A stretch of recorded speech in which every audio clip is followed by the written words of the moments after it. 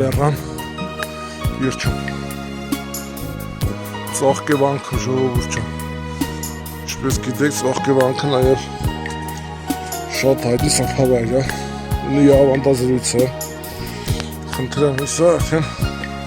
ծաղկևանքի գույզ բարբառա 3-ից 4-րդ դար,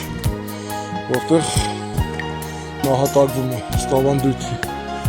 Տեսեք ինչ հրաշալի բնապատկեր է։ Ժառերը եկեղեցին, ժառերի մեջ մեր հրաշք տեսարան։ Խնդրեմ, հիմա մտնենք եկեղեցի կամ մոտուր, ինչպես ժողովուրդն է կոչվում, որտեղից մարդիկ գալիս են և սուրբ ջուրը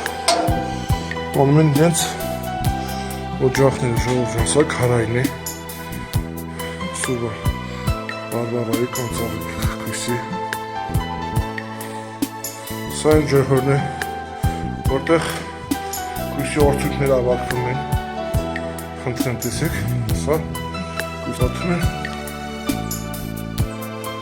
կույսի արդյունքները։